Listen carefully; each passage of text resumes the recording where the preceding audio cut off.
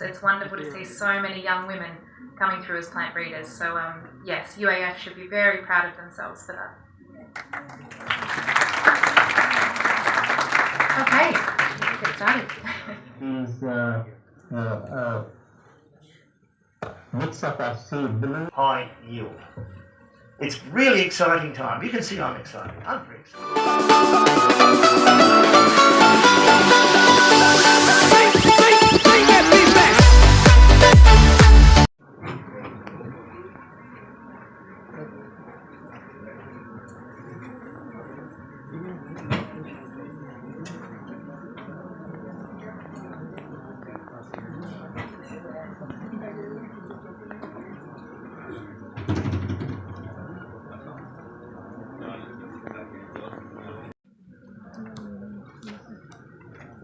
Okay, so what we can do here is you can just say next slide, and I will do it manually from here. Okay, so we are on slide number 3, heterotic pool development. The genetic basis of heterosis. And I've just pulled out one pair here. This is Narrabri in northwestern New South Wales versus a site in France, and we're looking at a single chromosome here, 4B, and physical map position along the x-axis versus the E-blub, or the response on the y-axis. And what's interesting is that if you look at it, the markers that do well in Narrabri that constitute superior yield are quite different to those in France, which means heterosis, what gives you heterosis in a French environment is very different to what expresses in an Australian environment. So we are now starting to understand the genetic basis of heterosis as well. We've just not only the responses, not only the combining abilities, but we are now understanding what genes you need to have in heterozygous form to realise high yield. It's really exciting time. You can see I'm excited. I'm very excited by this. Lots of things we can do.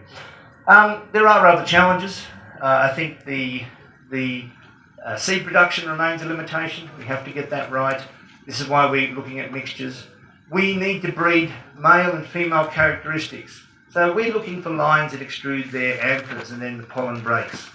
Okay, they're good male lines, male characteristics. That is under genetic control. We can find materials like that. That needs to end up in our male pool. And we'd like blooms that open wide and expose the stigma. Again, a strong genetic effect. That characteristic will be common in our female pool. But what is most important is convincing farmers. In Australia, we've been planting large areas of hybrids on farm against the local variety. And for the wheat breeders in the room, I hope you can see that on the left, the new hybrid is higher yielding than the variety on the right. A lot more biomass there. These sorts of demonstrations are really important in getting hybrids adopted. And we're working to do that through a public-private partnership in Australia. But let me say, we also have new hybrids going into national testing very, very soon in Australia. But having said that, so for the plant breeders who are working on the wheat, they have. Sorry for interruption, Dr. Gupta. We can see only your slide number 1. Are you transitioning your slides? These mix of our seed blue. Diverse group of people here. So, equal male and female. It's wonderful to see so many young women coming through as plant breeders. So, yes, UAF should be very proud of themselves for that. Okay, let's get started. So I know this isn't necessarily hybrid wheat related, and I will just give an overview of what we're doing at the Plant Breeding Institute in Narrabri when it comes to heat tolerance in wheat.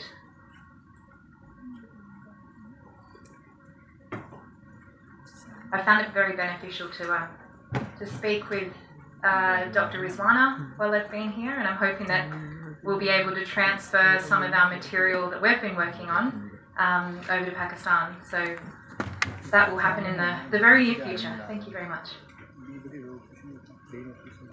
Okay, so firstly, I'd just like to say that I am based in a place called Narrabri, so it is in the northwest of New South Wales, so, you know, the big Australian map.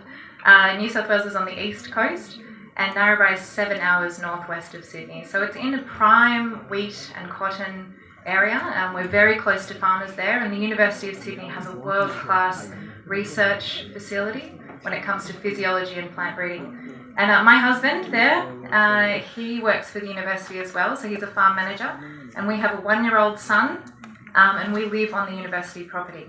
So we also have 2 dogs, Ellie and Gus, and they're like our babies as well. So yes, that's us.